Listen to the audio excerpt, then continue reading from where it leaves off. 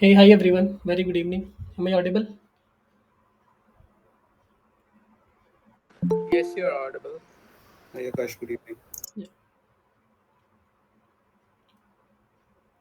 Guys मेरी आवाज़ सबको आ रही है आउट ऑफ 32 स्टूडेंट्स सिर्फ दो ही स्टूडेंट ने मुझे रिवर्ट बैक किया सबको आवाज़ आ रही है Yes, हाँ जी भाई आ Akash. रही है। Yes. हाँ आपकी आ रही यस यस। है बढ़िया बढ़िया ठीक है okay so let's start the session is already 6:04 just give me 1 minute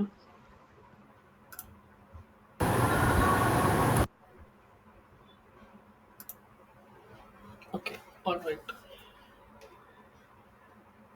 So, guys, in the previous session, we had a detailed discussion on the mixed topic कि business analyst कौन होता है, किस तरीके से चीज़ें जो हैं वो होती हैं.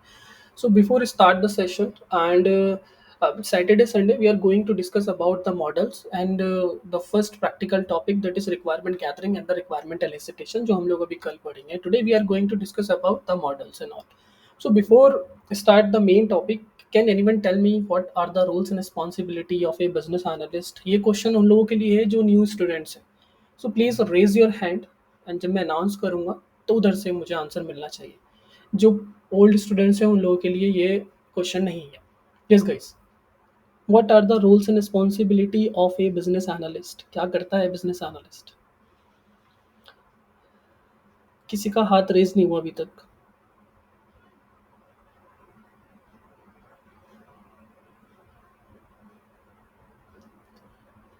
ईला Sharma, are you there? Yes Gaurav Kumar.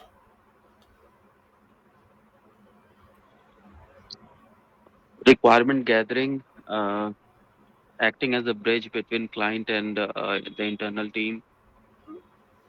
ठीक है. और कोई? Anyone else?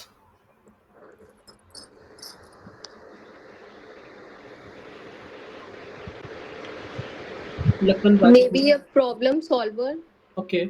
that is someone who understands business problem, suggests the technology or the preferred solution for that.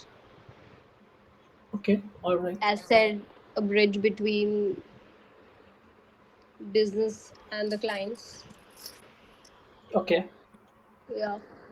Anyone else? Requirement gathering and facilitating and communicating the same to the development team to support it and ensuring alignment with the business goals. Okay.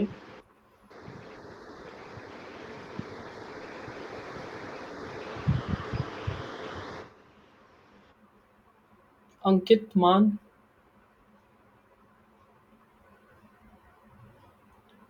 Lakhan Rajput.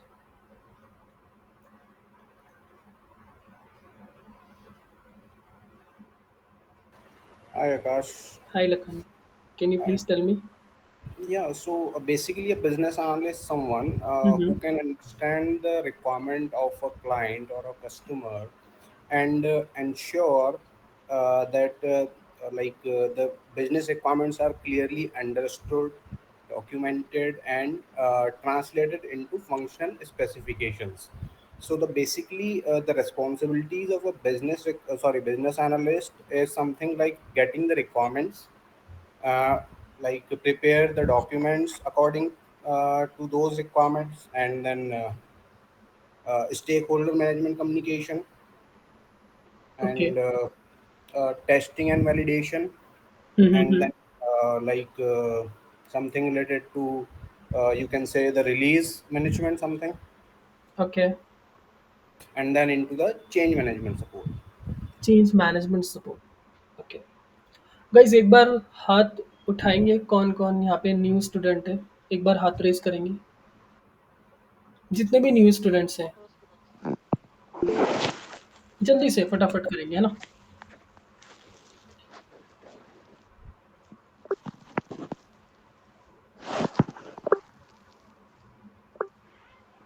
Okay.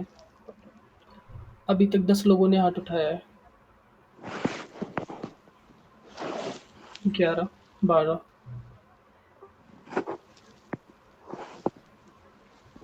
ठीक है, no problem. Please down कर लो आप सब लोग. हाँ. देखो, अगर मैं रोल्स एंड रिस्पॉन्सिबिलिटी की बात करता हूँ एज अ बिजनेस एनालिस्ट, तो छोटी छोटी चीज़ें हैं, वो समझना सबसे पहले बहुत ज़्यादा ज़रूरी है। Can you please mute yourself guys, अगर आप बोल ले रहे हो तो। अंकित मान, म्यूट कर लो आप। ठीक है, ठीक है। सो देखो, छोटी छोटी चीज़ें, सबसे पहले जब हम लोग प्रैक्टिकल सेशन पे मूव होंगे, जैसे requirement gathering and knowledge scrum mall, तो सबसे पहले we have a foundation knowledge कि भाई कितनी चीज़ें हैं, कहाँ कहाँ पे हमें कौन कौन सी चीज़ें लगानी है। ठीक है। So the thing is that कि when we talk to about the roles and responsibility of a business analyst, the very first part, the requirement gathering and the requirement elicitation is the first part.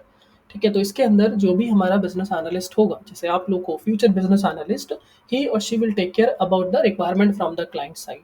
वो क्या करेगा, जो भी उसका stake holders हैं, भले वो इंटरनल स्टेक होल्डर्स हो या फिर एक्सटर्नल स्टेक होल्डर्स हो, उनसे जाके बात करेगा। बात करने के बाद with the help of different different kinds of technique, जिसको हम लोग रिक्वायरमेंट एलिसिटेशन बोलते हैं, पढ़ेंगे कल के सेशन में हम लोग पूरा का पूरा requirement gathering and requirement elicitation ही पढ़ेंगे कि किस तरीके से हमारी सारी की सारी जो रिक्वायरमेंट्स हैं वो गैदर होती है, how a business analyst gather the requirement, कैसे वो डॉक्यूमेंट करेगा, वो सारी चीज़ें हम लोग पढ़ेंगे। ठीक है। So the very first point is the requirement gathering and the requirement elicitation. Business analyst में या फिर बिजनेस एनालिसिस के करियर के अंदर अगर मैं बात करता हूँ कि हम लोग क्वेश्चन तो पूछते हैं क्लाइंट से। जब आप किसी भी मीटिंग में जाओगे, जैसे लेट सपोज मैं क्लाइंट हूँ, आप बिजनेस एनालिस्ट हो, तो जब तक आप मुझसे राइट क्वेश्चन नहीं पूछोगे, I am not able to give you the right answer कि मुझे क्या चाहिए। सो यहाँ पे पूरे के पूरे बिजनेस एनालिस्ट के अंदर sir the main part is to asking the right question to uncover the hidden needs, to uncover the hidden pain points from the customer side. नहीं बताते कस्टमर, जब आप रियल एनवायरनमेंट में जाओगे तो कस्टमर सिर्फ यही बोल के चुप हो जाता है कि I need a proper website, मुझे ये वेबसाइट चाहिए, बाकी उसको कुछ नहीं पता, बाकी सब आप करो। ठीक है। सो यहाँ पे इस मोमेंट पे आके बिजनेस एनालिस्ट भी, जिनको एक्सपीरियंस नहीं होता है, वो स्टॉप हो जाता है कि अब मैं इससे क्या पूछूं। So we have different kinds of things. We have different kinds of requirement elicitation technique, and with the help of that technique, जब हम लोग उनको थ्रो करते हैं क्लाइंट के ऊपर, तब जाके वहां से वो आंसर निकल के आता है। क्योंकि at the end business analyst is behave like a bridge between internal stakeholders and the client. तो क्लाइंट से सारा लेके आपको किसको समझाना होता है, डेवलपमेंट टीम को। अब डेवलपमेंट टीम को बिजनेस पर्सपेक्टिव से चीजें समझ में आएंगी, यस और no? No sir. Business analyst को रिक्वायरमेंट क्लाइंट की साइट से पता लग गई, लेट सपोज। ठीक है, यही scenario based questions interview will basically ask from yourself. ठीक है, तो क्या डेवलपर्स को बिजनेस पर्सपेक्टिव से वो चीज़ समझ में आएगी? No. Most of the cases No, sir. नहीं आती है। मोस्ट ऑफ द केसेस उसको नहीं पता है कि बिजनेस पर्सपेक्टिव से चीज़ें कैसी हैं। बिजनेस पर्सपेक्टिव से तभी तो बिजनेस एनालिस्ट यहाँ पे है। ठीक है। So this is the very first point to understand the requirement from the client side. The second part, requirement analysis. Requirement analysis में क्या होगा, जो भी हमारे पास रिक्वायरमेंट है क्लाइंट की साइड से, as a business analyst you have to break down the requirement into smaller chunks और इनटू द क्लियर पीसेस। वो अभी हम लोग देखेंगे सारी चीजें। ठीक है। तो this is the second point कि रिक्वायरमेंट एनालिसिस कैसे करना है, फिजिबिलिटी एनालिसिस कैसे करना है, कॉन्फ्लिक्ट्स तो नहीं हो रहे, डिपेंडेंसीज कितनी है ना। लास्ट क्लास में हम लोगों ने यही सारी चीज़ें डिस्कस करी थी। देन उसके बाद the third rules and responsibility of a business analyst is to prepare the documentations. बहुत इंपॉर्टेंट रोल है डॉक्यूमेंटेशन का। Requirement gathering, requirement elicitation, documentation, बहुत इंपॉर्टेंट रोल। अगर आपको डॉक्यूमेंटेशन नहीं बनाना आता तो बहुत प्रॉब्लम है फिर तो, क्योंकि हर एक चीज़, each and everything you have to document it as a business analyst from the client side, तब कि बाद में वो कहीं ये ना बोले कि ये तो मैंने बोला ही नहीं था, फिर आप फंस जाओगे। ठीक है। तो number of documents are there, और इतने डॉक्यूमेंट क्यों है? BRD, FRD, SRD, RFP, RFI, SOW, PRD, दुनिया भर के डॉक्यूमेंट है। कोई मुझे बताएगा इतने डॉक्यूमेंट क्यों हैं? और सारे के सारे रिक्वायरमेंट ही हैं। लाइक BRD, R माने रिक्वायरमेंट, FRD, R माने रिक्वायरमेंट, SRD, देन आर माने रिक्वायरमेंट। तो जब सारे रिक्वायरमेंट है तो एक ही डॉक्यूमेंट बना दो, इतने सारे डॉक्यूमेंट बनाने की जरूरत क्या पड़ी?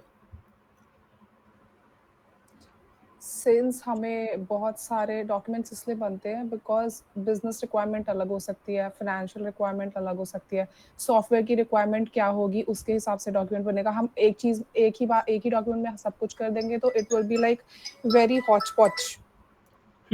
देखो, वेरी हॉच पॉच, ठीक है। हमारे पूरे के पूरे प्रोजेक्ट के अंदर there are different different kinds of peoples have different different knowledge. ठीक है, डेवलपर की बात करूँ तो उनकी नॉलेज बिल्कुल अलग है। ठीक है, एक्सटर्नल स्टेक होल्डर्स की बात करूँ तो वो बिल्कुल बिजनेस ओनर है एक तरीके से। So on the behalf of the background of the people हम लोग क्या करते हैं, डॉक्यूमेंट क्रिएट करते हैं, B R D, F R D, S R D.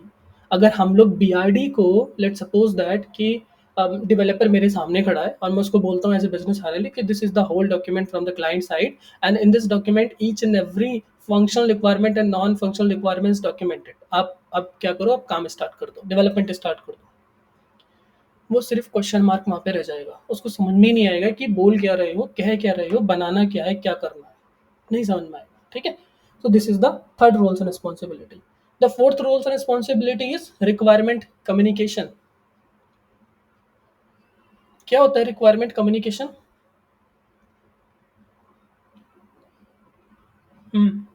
सबके लिए ये क्वेश्चन है, what is requirement communication?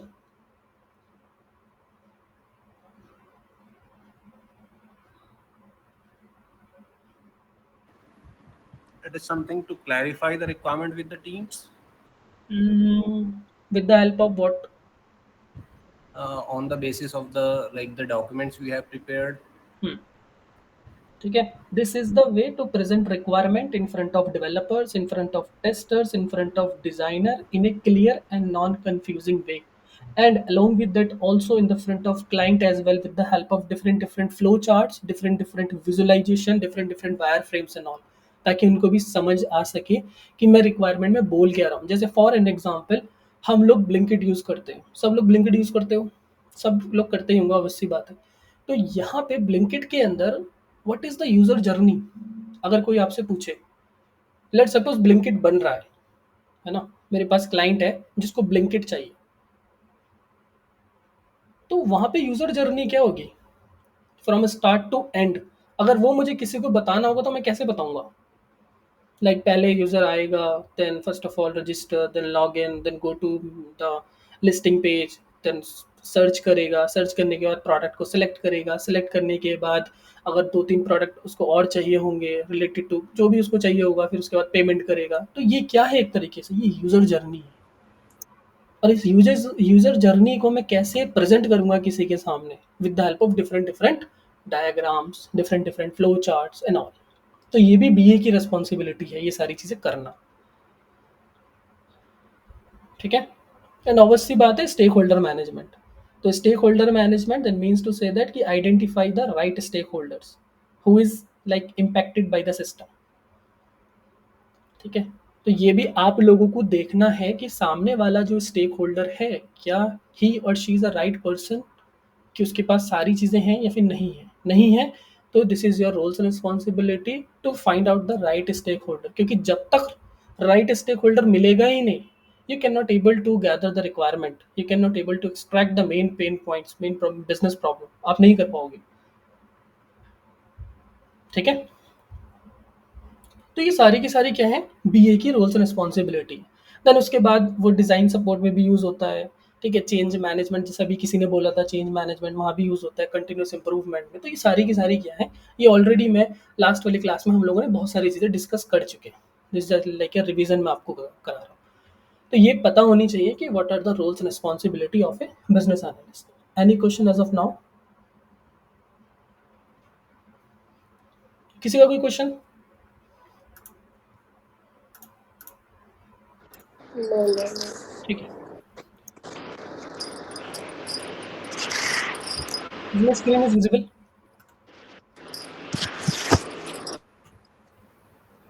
Yes, sir.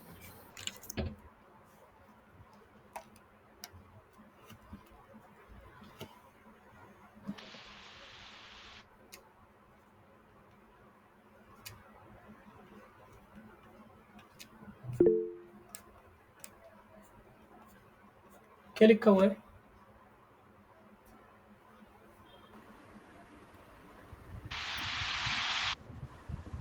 SDLC model.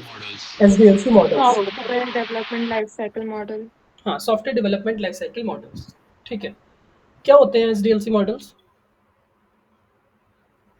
Agile scrum may be. ठीक है, एजाइल स्क्रम, ठीक है, waterfall. Waterfall, okay.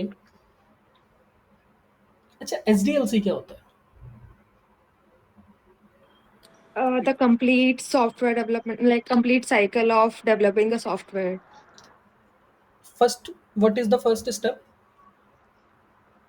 Last class में हम लोग पढ़ चुके हैं। What is the first step? It Requirement starts with gathering. requirement gathering, planning, designing, development, testing, and deployment. ठीक है, so the very first is requirement gathering. The second is Planning, planning and analysis. yeah. Third one, Designing, design. Great. Fourth, then development, development. Development को एक और word से announce करते हैं, क्या है वो वर्ड? implement, I guess. Whatever we have planned. Implementation. Next, Next will be testing what we have developed. Okay, testing. Next, Then deploy. Deployment. Next, Then we will maintenance part, yeah. Part. ठीक है, so in software development life cycle basically tells us के step कौन कौन से हैं system को build करने के लिए। ठीक है, हम कोई भी सिस्टम बना रहे हैं, उसको बिल्ड करने के लिए मेरे पास कौन कौन से स्टेप हैं। तो मेरे पास ये सारे के सारे स्टेप हैं। अगर मैं इन स्टेप्स की हेल्प से किसी चीज़ को बनाऊंगा तो मेरे पास सिस्टम बन जाएगा। यस, बट क्वेश्चन ये उठता है कि हम इन सारे के सारे स्टेप को फॉलो कैसे करेंगे? How how we follow these step, वो कौन बताएगा? बिजनेस एनालिस्ट ही बताएगा वो। सपोज जैसे हम लोग अभी ना मतलब एजाइल मेथोलॉजी यूज करते हैं, नहीं, तो BA नहीं। एजाइल में अच्छा BA नहीं, ठीक है। ठीक है, प्रोजेक्ट मैनेजर नहीं, प्रोजेक्ट मैनेजर भी नहीं बताएगा, कोई इंसान नहीं बताएगा, चाहे वो कोई भी डिजिग्नेशन का बंदा हो, नहीं बताएगा वो। अच्छा, एक मुझे एक बात बताओ, ये वाली चीज़ समझ में आई जो मैंने अभी यहाँ पे 6-7 पॉइंट लिखे हैं? यस ये समझ में आ गया। इसको इम्प्लीमेंट करना कैसे है, ये कौन बताएगा मुझे? On the basis of the documents or business requirements. नहीं, software development life cycle models ही बताएंगे। Basically framework. बेसिकली अभी फ्रेमवर्क थोड़ा दूर है, लेकिन ये हमें बताएंगे मॉडल्स। ठीक है, सॉफ्टवेयर डेवलपमेंट लाइफ साइकिल में कुछ पॉइंट्स हैं, वो पॉइंट्स मैंने आपके सामने लिखे हैं। इन पॉइंट्स को कैसे इम्प्लीमेंट करना है वो हमें मॉडल्स बताएंगे। ठीक है, and when we talk to about the models, so there are number of kinds of models are available. कौन कौन से मॉडल हैं? सबसे पहले the very first part and the traditional model, वो कौन सा मॉडल है? वाटरफॉल। Waterfall model. ठीक है, देन उसके बाद एजाइल मॉडल। एजाइल। ठीक है, एजाइल मॉडल। देखो ये समझ में आ गया ना, अगर बेस समझ में आ गया तो फिर उसके बाद BA में कुछ नहीं बचता है। अगर बेस ही समझ में नहीं आएगा तो फिर आप कुछ भी कर लेना, कुछ समझ में नहीं आने वाला है। ठीक है, सो प्लीज़ ये वाली क्लास, आने वाली कल की क्लास बहुत ही शार्प तरीके से देखनी है सब लोगों को। So the second model is agile model. और भी होते हैं क्या? Hybrid can be one. बहुत सारे मॉडल होते हैं।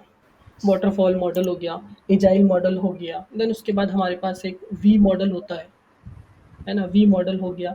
देन आइट्रेटिव मॉडल हम लोग जिसको बोलते हैं, आइट्रेटिव मॉडल हम लोगों के पास हो गया। देन उसके बाद हमारे पास स्पाइरल मॉडल हो गया,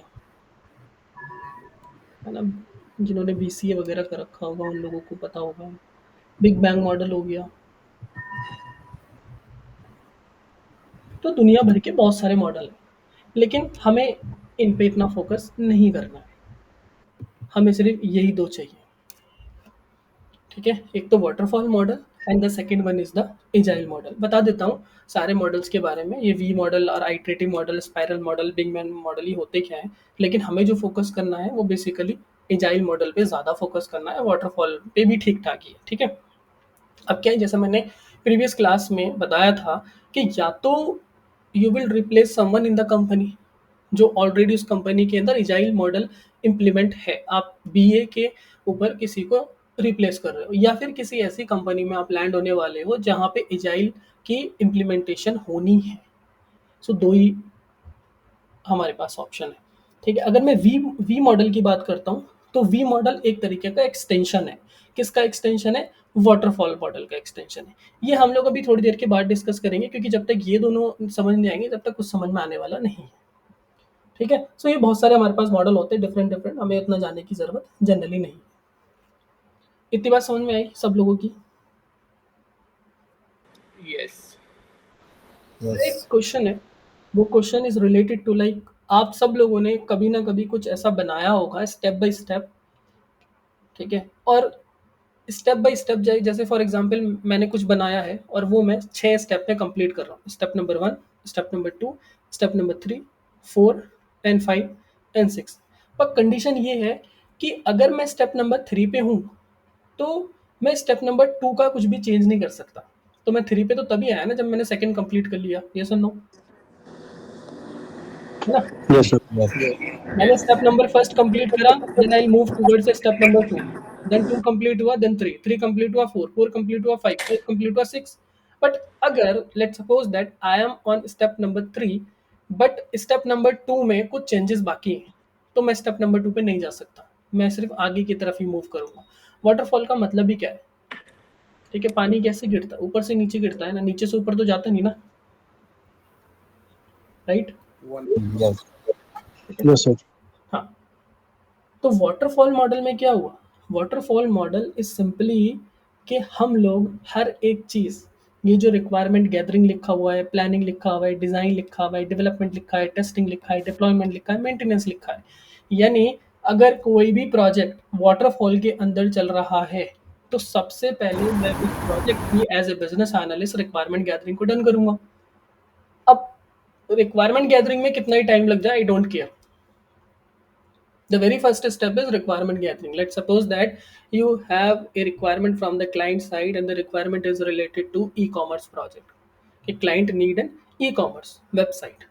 ठीक है, सो सबसे पहले आपने क्या करा, 2 महीने, 3 महीने, 4 महीने या फिर 15 दिन, 20 दिन आपने रिक्वायरमेंट गैदरिंग करके रिक्वायरमेंट गैदरिंग को क्या कर दिया, कंप्लीट कर दिया। देन उसके बाद moving forward to the next point, point number 2, planning and analysis.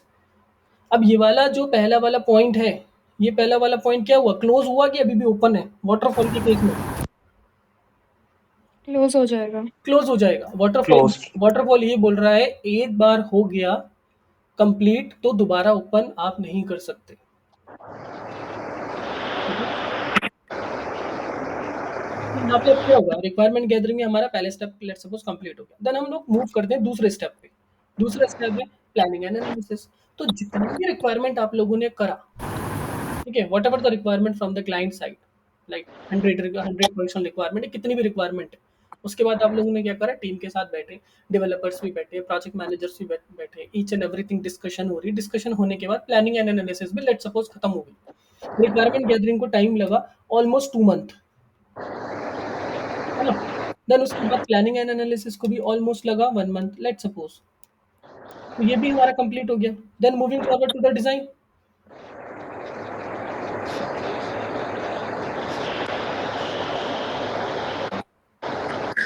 Sir noise आ रहा है।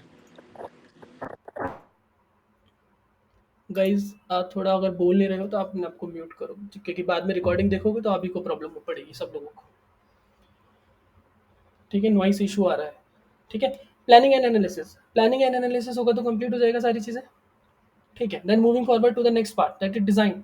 तो डिजाइन में मैंने जैसे बताया था in the previous class, in the design there are wireframes are also there, है ना, प्रोटोटाइपिंग आर ऑल्सो देयर, तो बहुत सारी ब्लूप्रिंट्स वगैरह वो सारी चीज़ें हम लोग देखेंगे जब हम लोग पढ़ेंगे फिग्मा टूल वगैरह, ठीक है। तो डिज़ाइनिंग कंप्लीट होगा, अब डिज़ाइन कंप्लीट होने में लेट सपोज 2 महीने लग गए, तो 2 महीने तक आप डिज़ाइन कंप्लीट करते रहो, ठीक है। सो इस तरीके से हम लोग क्या कर रहे हैं, स्टेप बाय स्टेप हम लोग चीज़ों को क्या कर रहे हैं, बना रहे हैं, चीज़ों को कंप्लीट कर रहे हैं, but we are not able to go back and correct something in waterfall model. This is the disadvantage in the waterfall model, ठीक है। So when we talk to about in waterfall model, बहुत ही आसान है, बहुत ही मतलब very easy to understand each and everything. और ये वाटरफॉल मॉडल जो है, पहले तक जो गवर्नमेंट प्रोजेक्ट्स होते थे या जो बैंकिंग के कंप्लायंस सिस्टम्स होते हैं, जो जिनकी रिक्वायरमेंट इज टोटली फिक्स्ड कि हमें यही चाहिए, तो वहाँ हम लोग वाटरफॉल मॉडल यूज़ करते थे, जहाँ पे एवरीथिंग इज प्रॉपरली डॉक्यूमेंटेड, वहाँ हम लोग वाटरफॉल मॉडल यूज़ करते थे। इसका सबसे बड़े डिसएडवांटेजेस हैं वो यही हैं कि बहुत ज़्यादा रिजिड है, बहुत ज़्यादा सॉलिड है, हम लोग नहीं कुछ कर सकते हैं, can not go back easily, ठीक है। और दूसरी चीज़, अगर थोड़ा बहुत रिक्वायरमेंट चेंज हुआ, अब लेट सपोज दैट कि क्लाइंट ने मेरे को ई कॉमर्स का प्रोजेक्ट दिया, और वो ई कॉमर्स का प्रोजेक्ट मैं वाटरफॉल की हेल्प से बना रहा हूँ, और लेट सपोज वो 2 साल के बाद प्रोजेक्ट कंप्लीट होता है। अब 2 साल के बाद, 2 साल से पहले जो टेक्नोलॉजी यहाँ थी, क्या वो सेम टेक्नोलॉजी 2 साल के बाद रहेगी? नो नहीं, है ना, कोई दूसरी अच्छी टेक्नोलॉजी आ जाएगी। अब दूसरी अच्छी टेक्नोलॉजी आ जाएगी तो चेंज पॉसिबल है? It would be very expensive. Very expensive, correct, ठीक है। और एक्सपेंसेस के साथ साथ डिले भी बहुत ज़्यादा होगा। और यहाँ पे एक चीज़ और है, इन वाटरफॉल मॉडल हम जो रिक्वायरमेंट गैदरिंग करते हैं, वो हम लोग इस वाले फेज पे हमने कस्टमर का चेहरा देख लिया, एंड उसके बाद सीधा हम लोग डिप्लॉयमेंट पे देखते हैं। बाकी ये जो बीच के स्टेप हैं, इनमें कस्टमर आता ही नहीं है, क्लाइंट से आप मीटिंग कर ही नहीं सकते, and due to this high risk of failure if assumption are wrong. इतनी बात समझ में आई सब लोगों की कि वाटरफॉल के अंदर क्या चीज़ें थी,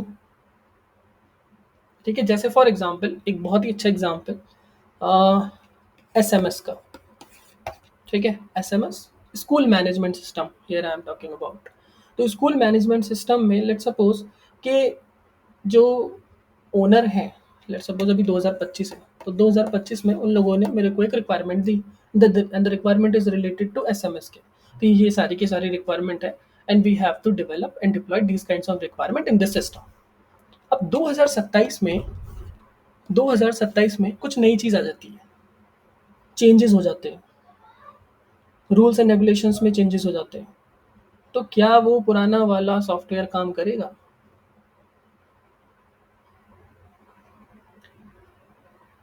नहीं भाई। नहीं करेगा।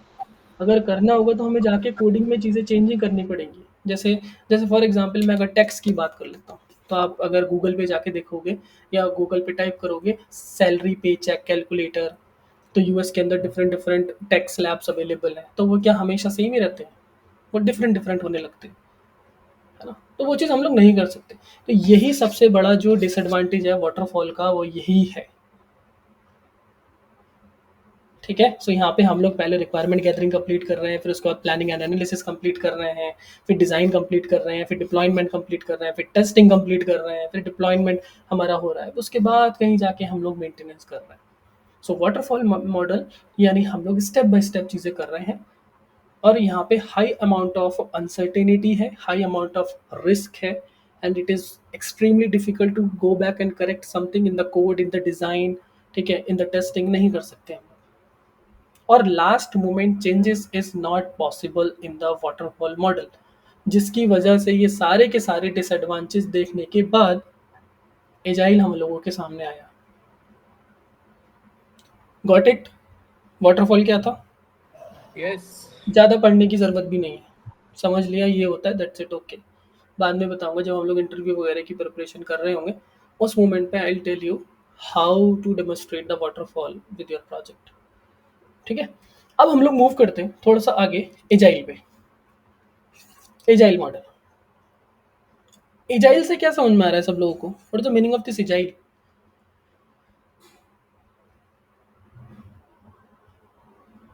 Agile means which is very flexible, not rigid.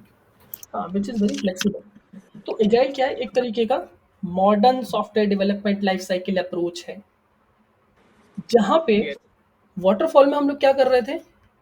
अगर ये पूरा इतना बड़ा, लेट सपोज इतनी बड़ी रिक्वायरमेंट है, तो ये रिक्वायरमेंट हम लोग एक ही साथ इसकी हर एक चीज़ कर रहे थे, है ना?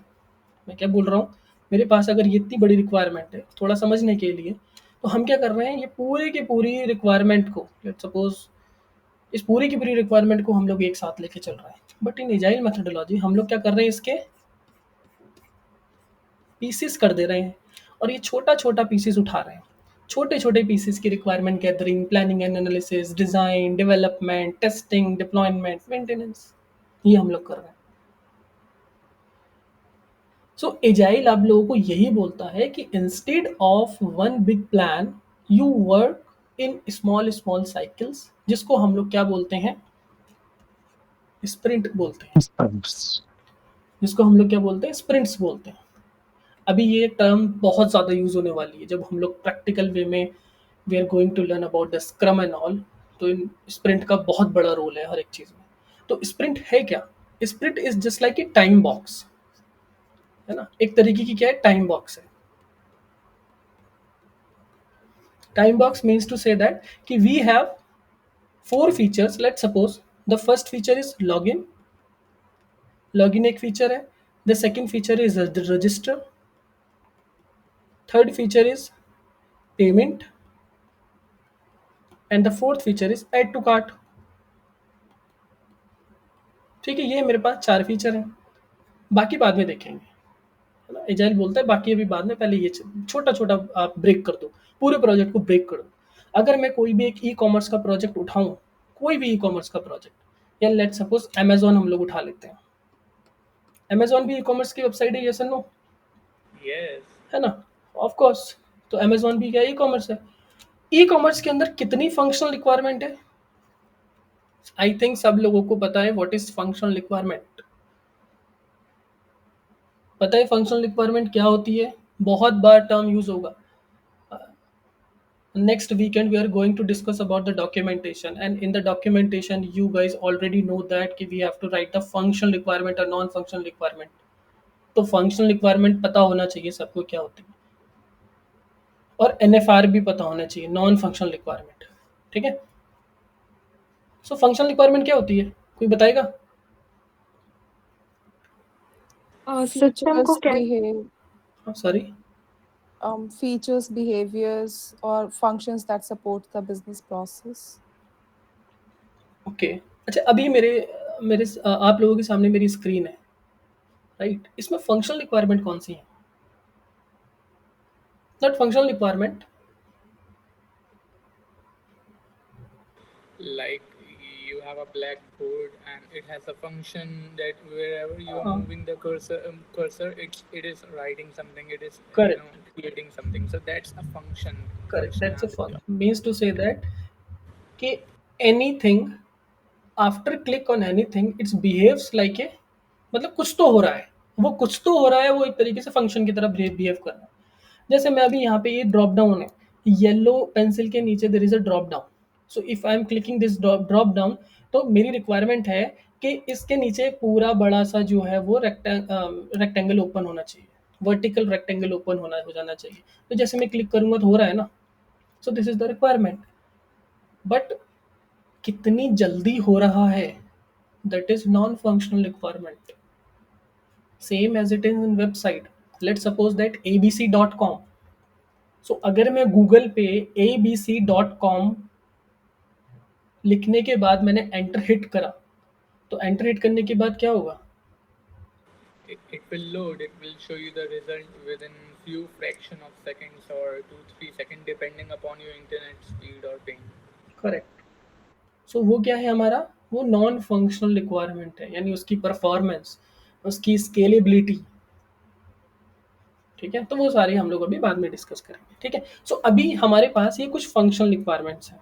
क्लाइंट को चाहिए कि I need a login page, I need a proper register page, payment page और ऐड टू कार्ट पेज। ऐसे तो बहुत सारी फंक्शनल रिक्वायरमेंट्स होती हैं, अमेज़न में जाके देखोगे तो बहुत ही दुनिया भर की फंक्शनल रिक्वायरमेंट्स वहाँ पे हैं। तो आप लोग देखना अमेज़न, इस मीटिंग के बाद अमेज़न ओपन करना और think like a business analyst कि इसमें फंक्शनल रिक्वायरमेंट्स कौन-कौन सी हैं, उसको नोट डाउन करना। आपके इंटरव्यू में बहुत ज़्यादा वो काम आने वाली है, बिकॉज़ हम लोग ये वाले प्रोजेक्ट भी डिस्कस करने वाले हैं आने वाले टाइम में, है ना? तो ये लेट्स सपोज़ ये हमारे पास क्या है, 4 रिक्वायरमेंट है। अब ये 4 रिक्वायरमेंट पे हम लोगों ने क्या करा, स्प्रिंट में जनरली डिफरेंट टाइम्स होते हैं, 1 week, 2 week, 3 week, 4 week, that's it. 4 week से ज़्यादा लंबी स्प्रिंट नहीं होती, बताऊँगा क्यों नहीं होती है। अभी के लिए इतना समझो कि हमारा जो स्प्रिंट है वो जस्ट एक टाइम बॉक्स है। Time box means to say that like 4 weeks, यानी उस 4 वीक के अंदर हमें क्या, ये सारे के सारे जो फीचर्स हैं वो उनको क्या करना है, उनको क्या करना achieve है? them. We have to accomplish them. हाँ, सिंपल। तो स्प्रिंट का मतलब ये होता है। तो अभी के लिए स्प्रिंट का मतलब सिर्फ इतना ही समझना है कि sprint is just like a time box where जो नंबर ऑफ फीचर्स हैं उनको हम लोग डेवलप करने, डिप्लॉय कर रहे हैं in a given time of span. ये वो 2 वीक हो सकता है, 4 वीक हो सकता है, that is depending upon the company to company and the project to project. ठीक है? अगर यही चीज़ हम लोग वाटरफॉल में कर रहे होते तो हम लोग ऐसे कर पाते? नहीं। नहीं कर पाते। वहाँ पे हम लोग सारी चीज़ें, वहाँ हम लोग ये, अब लेट्स सपोज़ अगर मेरे पास 50 फंक्शनल रिक्वायरमेंट के फीचर थे, वहाँ हम लोग 4 डेवलप नहीं कर रहे होते, वहाँ 50 के 50 एक साथ हो रहे होते। ठीक है? इस फ़ेज़ में आने के बाद। तो एजाइल क्या बोल रहा है? एजाइल ये बोल रहा है कि इतना लोड मत लो, प्रोजेक्ट को क्लाइंट की साइड से लो, उसको ब्रेक करो छोटे-छोटे पार्ट्स में, और ब्रेक करने के बाद उसको तब डेवलप करो। और वो जो छोटे-छोटे पार्ट्स हैं, वो छोटे-छोटे पार्ट्स कौन से होंगे? वो छोटे-छोटे पार्ट्स अभी बता देता हूँ ताकि सब लोगों को थोड़ा-सा नॉलेज रहे। वो छोटे-छोटे पार्ट्स होंगे एपिक, स्टोरी, टास्क, सब टास्क। ये हम लोग बाद में डिस्कस करेंगे जब हम लोग स्क्रम वगैरह पढ़ रहे होंगे, या जब हम लोग जीरा पढ़ रहे होंगे। Jira is the project management tool. तो इस पूरे के पूरे कोर्स के अंदर we are going to discuss Jira as a project management tool. इतनी बात समझ में आई सब लोगों की? हाँ जी। ठीक है। और the next part is like कि इन एजाइल के अंदर हम लोग क्या करते हैं, फ्रीक्वेंटली डिप्लॉयमेंट करते हैं। फ्रीक्वेंटली डिप्लॉयमेंट कि अगर 2 वीक का स्प्रिंट है तो 2 वीक के बाद मुझे डिप्लॉय करना है कोई ना कोई फीचर। वाटरफॉल जैसा नहीं कि 1 साल, 2 साल, 2.5 साल के बाद हम लोग डिप्लॉय कर रहे हैं, नो। तो जिसकी वजह से हम लोगों को फीडबैक ही तुरंत मिल जाता है, बिकॉज क्लाइंट इज अवेलेबल। हर एक मोमेंट पे जो एक्सटर्नल स्टेक होल्डर है वो अवेलेबल रहता है। तो इसलिए एजाइल के अंदर बहुत ज़्यादा फ्लेक्सिबिलिटी है। जो चेंजेस हैं, एंड मोमेंट के चेंजेस हैं, वो भी हम लोग ईजिली डन कर लेते हैं। और कस्टमर जो है वो भी हैप्पी रहता है कि हाँ, कुछ प्रोग्रेस जो है वो कंपनी कर रही है। ठीक है? And then faster delivery of business value, कि कुछ ना कुछ ऐड हो रहा है। ठीक है? लेकिन डिसएडवांटेज क्या हो सकते हैं? कुछ है डिसएडवांटेज या नहीं है?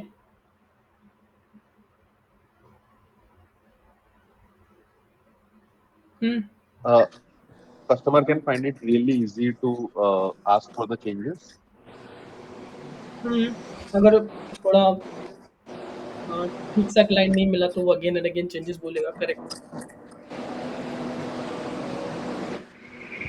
सबसे नंबर 1 डिसएडवांटेज यही है कि जो एक्सपीरियंस टीम है वही इसको हैंडल कर सकती है, जिनको हर एक चीज़ पता है, कि क्रिस्टल क्लियर मैनर में चीज़ें पता है, वही ये चीज़ें हम यूज़ कर सकते हैं। इसलिए जो कंपनीज़ हैं उनको प्रॉपर बिजनेस एनालिस्ट या फिर एजाइल कोच, इस तरीके से हमारी रिक्वायरमेंट्स जो हैं वो निकलती हैं। तो अगर आपको आता है तो कंपनी बहुत ज़्यादा अच्छे से वेलकम करती है हर एक चीज़ का। ठीक है? सो आई होप दैट ये चीज़ें समझ में आई होगी। एक चीज़ और मैं बता देता हूँ, एजाइल के अंदर this is basically the major difference between waterfall and agile, कि वाटरफॉल में ये होता है और एजाइल में ये होता है। ठीक है? अब एजाइल के अंदर हमारे पास क्या है, एजाइल के अंदर डिफरेंट चीज़ें हैं। जैसे फॉर एग्जांपल कुछ पिलर्स हैं, कुछ वैल्यूज़ हैं और कुछ प्रिंसिपल्स हैं। कोर वैल्यू का मतलब क्या होता है? What is the meaning of core values? Which can't be changed, that is very fixed. Correct. core value on which the thing is based upon, its characteristics, like how it can be defined. ठीक है, how it can be defined. Core values agile ने 4 दे रखी हैं. ये सब लोगों को पता होना चाहिए. प्रिंसिपल जो है वो 12 प्रिंसिपल है. मुझे सीक्वेंस वाइज में अभी नहीं पता है वो प्रिंसिपल कौन कौन से. गूगल पे जाना, वहाँ पे लिखे हैं सारे के सारे प्रिंसिपल, देख लेना. प्रिंसिपल जैसे कस्टमर सेटिस्फेक्शन हो गया, वेलकम, चेंजिंग रिक्वायरमेंट हो गया, डिसिप्लिन हो गया, मेजरमेंट ऑफ प्रोग्रेस, ये कुछ इस तरीके के प्रिंसिपल. इंटरव्यू में नहीं पूछते, बट हाँ फिर भी आप लोग as a sake of knowledge आप जाओ गूगल पे. गूगल पे जाने के बाद 12 प्रिंसिपल ऑफ एजाइल लिखना, एक सीक्वेंस में आ जाएंगे, वो आप वहाँ से देख लेना. जो मोस्ट इंपॉर्टेंट वाला पार्ट है एजाइल का वो कोर वैल्यूज है. कोर वैल्यूज में जो सबसे पहली वैल्यू आती है, सब लोगों को ये चीज बहुत अच्छे से ध्यान रखनी है. The very first value is individual interaction, individual and interaction over process and tool. ये मेरी पहली कोर वैल्यू है. बताऊंगा अभी क्या क्या होती है. Second core value is related to working software over comprehensive document.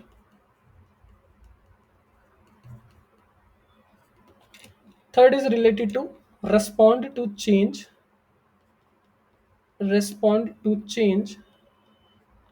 over following a plan.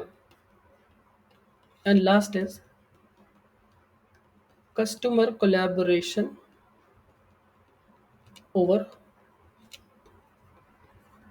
negotiable contract. ठीक है, ये हमारी कुछ कोर वैल्यूज हैं. 4 वैल्यूज या फिर 4 कोर वैल्यूज ऑफ एजाइल. ये जो चीजें हैं ये हम लोग वाटरफॉल में करते हैं. ये जो वैल्यूज हैं ये हम लोग एजाइल में करते हैं. एजाइल बोलता है, अगर मैं सेकंड पॉइंट को लूँ जो हम लोग अभी बहुत देर से डिस्कस कर रहे हैं, एजाइल ये बोलता है कि एक काम करो, ज़्यादा डॉक्यूमेंट बनाने की ज़रूरत नहीं है. 500 1000 पेज की डॉक्यूमेंट बनाने की, there is a no need of create document like this. आप एक काम करो, वर्किंग सॉफ्टवेयर दिखा दो क्लाइंट को कि हाँ कुछ वैल्यू एडिशन हो रहा है कि नहीं हो रहा है, और शॉर्ट में दिखा, जैसे हम लोग अभी स्प्रिंट में बात कर रहे हैं. तो यहाँ पे क्या लिखा है, working software over comprehensive document. Document में हम लोग हर एक चीज़ मेंशन कर रहे हैं, हर एक चीज़ लिख रहे हैं, रिलीज दे रहे हैं, हर एक चीज़ मतलब एक पूरा हर एक चीज़ डॉक्यूमेंट कर रहे हैं. कुछ अगर छोटा सा चेंज भी है वो भी डॉक्यूमेंट करके रख रहे हैं. लेकिन एजाइल में क्या कर रहे हैं हम लोग, एजाइल में हम लोग उस सॉफ्टवेयर को कि वो चल रहा है कि नहीं चल रहा है eight the end of the sprint, या फिर eight the end of the जो भी हमारा स्प्रिंट का ड्यूरेशन है, वो हम लोग क्लाइंट को दिखा रहे हैं कि ये देखो ये चल रहा है. Same as it is individual interaction over process and tool. Waterfall में इंडिविजुअल इंटरेक्शन हो रहा था क्लाइंट की तरफ से, ये क्लाइंट इंटरेक्शन कर रहा था.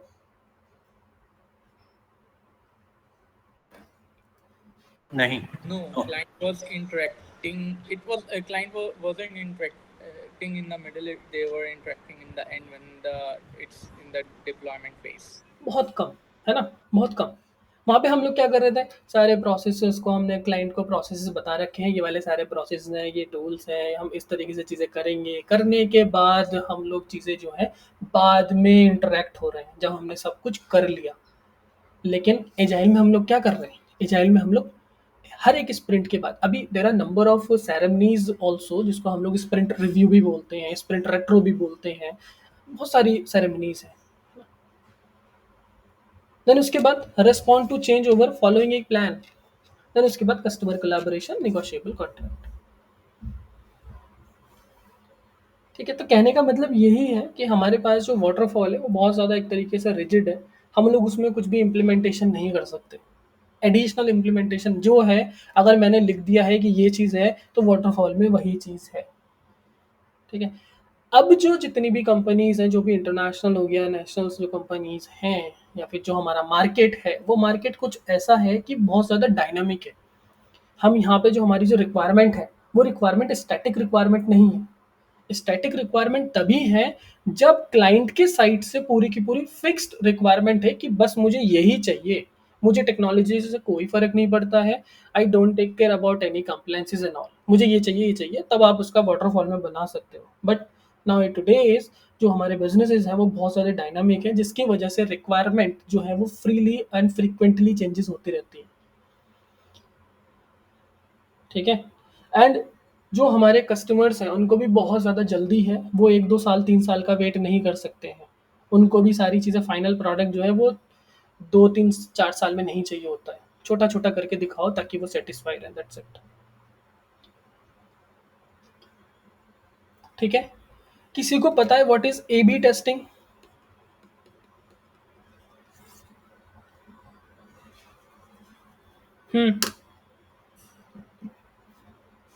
सब लोगों के लिए this is It the is question. like A and B testing. If like prepare two different things to test. If A doesn't work, B would work. It's like आपकी this, ना I think. आवाज नहीं आ रही है बिल्कुल भी।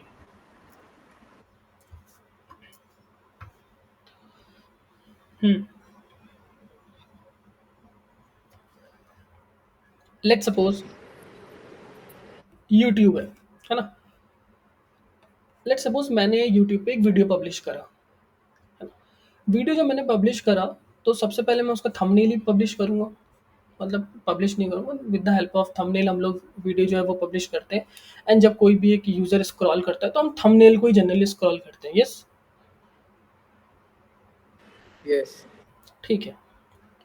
अब यहाँ पे थंबनेल में कुछ इस तरीके से 2 हेडिंग लिखी थी, 3 हेडिंग और एक पिक्चर बनी रखी थी। ज़्यादा एंगेजमेंट मुझे नहीं मिल रहा था वीडियो पे, कुछ नहीं हो रहा था, क्लिक ही नहीं आ रहे, 0 क्लिक आ रहे। मैंने क्या काम करा, एक थंबनेल बहुत अच्छा सा अट्रैक्टिव सा बनाया और अपना वीडियो को अपलोड कर दिया। अब जब मैंने उस वाले थंबनेल में देखा तो मेरे पास बहुत सारे क्लिक्स आए, एंगेजमेंट्स आए, यूज़र एंगेजमेंट बहुत सारा आया।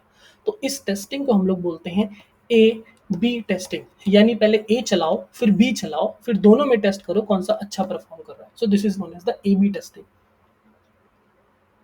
और ये A B testing depending upon the requirement and depending upon the innovation जो अभी चल रहा है, यानी जहाँ पे रिक्वायरमेंट जो है वो क्लाइंट की साइट से नहीं पता लगती है, हमें ब्रेन स्ट्रॉमिंग करना पड़ता है, हमें रिसर्च करनी पड़ती है, हमें कॉम्पिटिटर एनालिसिस करना पड़ता है, हमें बेंचमार्किंग करनी पड़ती है, तब जाके उस रिक्वायरमेंट का आउटपुट निकल के आता है। हमेशा रिक्वायरमेंट फुलफिल नहीं मिलती है क्लाइंट की साइट से।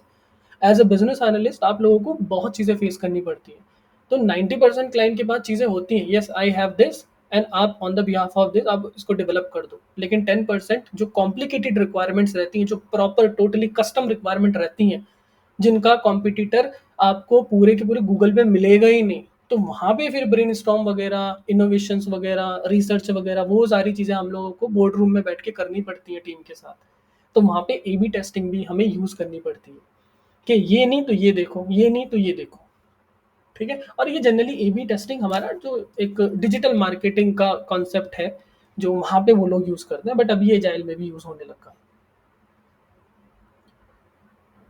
ठीक है।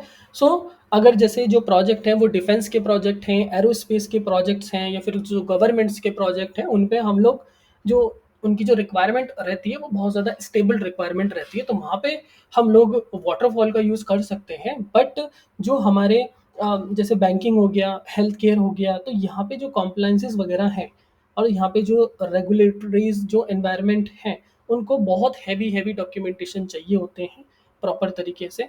तो वहाँ पे जनरली हम लोग चीज़ों को यूज़ करते हैं, जहाँ पे बहुत डिटेल डॉक्यूमेंट चाहिए, हर एक चीज़ चाहिए, एक एक चीज़ नोट हुई भी चाहिए, तो वहाँ पे वाटरफॉल वगैरह सारी चीज़ें यूज़ करो। और जहाँ पे रिक्वायरमेंट डायनामिक है, चेंज हो सकती है, नहीं पता है, तो वहाँ पे आप एजाइल यूज़ करो। तो अब एजाइल जनरली यूज़ होता है। कोई किसी का कोई क्वेश्चन अभी तक तो वो मुझसे पूछ सकता है। आकाश, आई हैव अ क्वेश्चन। ये यस। जो ए बी टेस्टिंग ने बताया, हाँ, ये किस फेस में किया जाता है? रिक्वायरमेंट गैदरिंग फेस में कर सकते हैं कि when the project is rolled out, या तो इंटरनल का कुछ दिखाना होता है? Which phase exactly? देखो डिपेंड करता है कि हमें करना है कि नहीं करना है, क्योंकि ए बी टेस्टिंग में टाइम लगता है, द वेरी फर्स्ट पार्ट। अगर हम लोग ए बी टेस्टिंग हम लोग तब करते हैं जब चीज़ें डिप्लॉयड हो जाती हैं। ओके, ठीक ओके, है। Got it. जैसे फॉर एग्जाम्पल मैं अभी बता देता हूँ, for example landing page.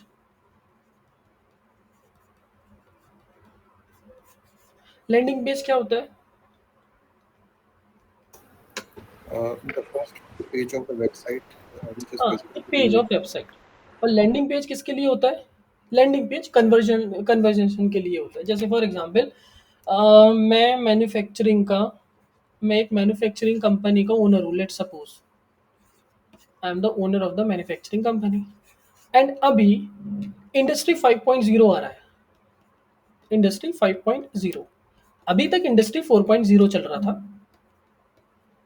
Industry 4.0 अभी तक चल रहा था, जहां पे with the help of robots हम लोग चीज़ों को ऑटोमेट कर रहे थे।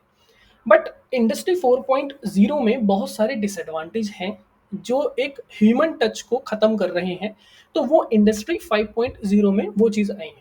अब मैं अपने पूरे के पूरे मैन्युफैक्चरिंग प्लांट को इंडस्ट्री 5.0 से क्या करवाना चाहता हूँ, इम्प्लीमेंटेशन करवाना चाहता हूँ। सो मैं गूगल पे ये सर्च करूंगा कि इंडस्ट्री 5.0 और manufacturing industry 5.0 services in India, services near me, तो कुछ इस तरीके से कीवर्ड्स में सर्च करूंगा। ठीक है, ये हुआ कस्टमर लेवल पे बात। कस्टमर लेवल पे बात। अब कंपनी लेवल की बात अगर मैं बताता हूं, तो जो कंपनीज हैं, जो सर्विस बेस्ड कंपनीज हैं, जो सर्विस बेस्ड कंपनी है, वो क्या करेंगे, उनकी जो डिजिटल मार्केटिंग वाली टीम होगी या एसईओ वाली टीम होगी, या फिर जो डेवलपर होंगे और जो उनके बिजनेस मैनेजर होंगे, ठीक है, वो लोग क्या करेंगे, इंडस्ट्री 5.0 पे डिटेल रिसर्च परफॉर्म करेंगे, क्योंकि पता तो उनको भी नहीं है, क्योंकि हमारी टेक्नोलॉजी बिल्कुल प्रॉपर्ली न्यू है। तो जो हमारे बिजनेस मैनेजर रहेंगे या फिर उस कंपनी का जो भी R&D डिपार्टमेंट वाला बंदा होगा, वो इंडस्ट्री 5.0 को क्या करेगा, बहुत अच्छे से, जो कॉम्पिटिटर्स हैं, जैसे अभी TCS है ना, TCS हो गया, F4 हो गया, वो दुनिया भर की बहुत सारी वेबसाइट्स अभी अवेलेबल, उन्होंने क्या कर रखा है, लैंडिंग पेज बना रखे हैं अपने। लैंडिंग पेज यहाँ पे उन्होंने कुछ इमेज दे रखी है रिलेटेड टू इस तरीके से बना रखी है। तो वो क्या करते हैं, अपना एक लैंडिंग पेज को पहले पब्लिश करते हैं, डेवलपर से उसका कोड कराएंगे, प्रॉपर तरीके से वो बनेगा, उसको पब्लिश कर देंगे। जो एसईओ वाली टीम होगी, उनके पास उसका सेकंड वर्जन होगा ऑलरेडी। उस सेकंड वर्जन में क्या होगा, यही लैंडिंग पेज जो है वो थोड़ा सा कहीं ना कहीं उनकी चीज़ों में चेंज होगा, जैसे कहीं कहीं इमेज चेंज होगी या इमेज अट्रैक्टिव होगी या कुछ हेडलाइंस जो है वो चेंज होंगे। तो इस पेज पे अगर बहुत ज़्यादा यूज़र का एंगेजमेंट नहीं आ रहा है, या फिर ये पेज SCRP, जो हमारा SCRP फर्स्ट पेज जो होता है, गूगल का फर्स्ट पेज जो होता है, सर्च इंजन रिजल्ट पेज जो होता है, उसको हम लोग SCRP बोलते हैं, उसके अंदर अगर वो वेबसाइट लिस्ट नहीं हो रही होगी, तो फिर हम लोग सेकंड पे जाएंगे। तो डिप्लॉयमेंट होने के बाद हम लोग टेस्ट करते हैं। सो ये हमारा ए पार्ट हुआ, नहीं आ रहा तो बी पार्ट को देखो। ठीक है, Sure. Thanks, Akash. Okay, any question as of now? Akash, one more question I have. The project that we will be showing to the interviewer, जब हम final interview phase में जाएंगे, तो what have to say? We have worked on complete agile based projects or waterfall. What sort of projects we have to say? देखो, this is totally depending upon your experience, आप कितना show कर रहे हो। हाँ, अगर कोई 6 साल का शो कर रहा है तो मैं उसको रिकमेंडेड यही करूँगा कि आप वाटरफॉल के साथ साथ एजाइल भी दिखाओ। अगर कोई 3 साल का कर रहा है तो एजाइल इज सफिशिएंट। Okay. ठीक आकाश, thank you. ओके, ठीक है guys, any question as of now? I hope that agile and waterfall is crystal clear to each and everyone too. Akash, I do have one question related to certification. Related to So certifications? do we need any kind of certification in terms of getting? अभी कोई जरूरत नहीं है। No, does it require in the industry or what? नहीं, अभी requirement नहीं है industry की। ठीक है, क्योंकि But I अभी देखो, think the thing is that मैं बता add देता the हूँ। value, right? क्या बोले आप? It may add the value if we हाँ, will get the certification, right? हाँ, अगर आप कर सकते हो that is well and good, but हाँ, अकॉर्डिंग टू मी, अगर आप ये बोल रहे हैं कि लाइक सर्टिफिकेशन के बिहाफ पे ये चीज़ें हो रही हैं, तो वो कहीं ना कहीं गलत है। हाँ, अगर आप कर रहे हो, सो वो 101% रिज्यूमे में एक वैल्यू एडिशन करेगा ही करेगा। ठीक है, जैसे फॉर एग्जांपल मैं बात करता हूँ स्क्रम मास्टर की, है ना, तो स्क्रम मास्टर की जॉब लेने के लिए आपके पास सर्टिफिकेशन होना चाहिए Okay. कहीं ना कहीं पे, क्योंकि बहुत लोग जो 90% कंपनीज है वो सर्टिफिकेशन को ही एक वो देती हैं, प्रेफरेंस देती हैं। तो BA में अभी वो चीज़ नहीं है ना। अगर So for BA, what kind of certifications are there in industry? Like CBAP? something? ECBA हो गया, CCBA हो गया, CBAP हो गया, यही सर्टिफिकेशंस हैं फ्रॉम IIBAs जो कनाडा में है। Hmm. And like, do you have any idea, means from where we can get it done, like from where we can enroll these kind of certifications? देखो, the thing is that कि first of all अगर आपको ये certifications करने हैं then you have a proper number of hours experience, वो होना ज़रूरी है इन डिफरेंट डिफरेंट डोमेन्स। जैसे अगर मैं CBAP की बात करता हूँ, तो CBAP ने क्या करा है, एक न्यूमेरिकल वैल्यू सेट करी है, लेट्स सपोज 70 आवर्स या 700 आवर्स, इस तरीके की कुछ अभी मुझे नहीं पता है, अभी जो भी वेबसाइट पे चल रहा होगा उसके अकॉर्डिंग ही होगा, ठीक है। तो ये 7000 घंटे का आपको एक्सपीरियंस अगर है then you only and only eligible to CBAP। और उससे पहले कहीं से भी अभी कोचिंग लेने की ज़रूरत नहीं है अकॉर्डिंग टू माई एक्सपीरियंस, ठीक है। हाँ. सबसे पहले जो बाबुक है आप उसको पढ़ो, Okay. उसको पढ़ने के बाद कहीं पे जाओ, ये मेरा एक्सपीरियंस है। अब मेरा अपना, बाकी सबका एक्सपीरियंस अलग अलग हो सकता है। No, as you mentioned, like they consider means n number of hours means you should have work, right? So like it may be in a particular industry or it may be any kind of industry. Industry नहीं है वहाँ पे No, like no. Suppose, see, in requirement gathering you have इतने years का इतने hours का experience होना चाहिए, स्टेक होल्डर मैनेजमेंट में इतने नंबर ऑफ आवर्स का एक्सपीरियंस होना चाहिए। तो इंडस्ट्री से कोई रिलेशन नहीं है। so you are saying like we must have experience in business analyst in हाँ, like business right? Analysis, yes correct.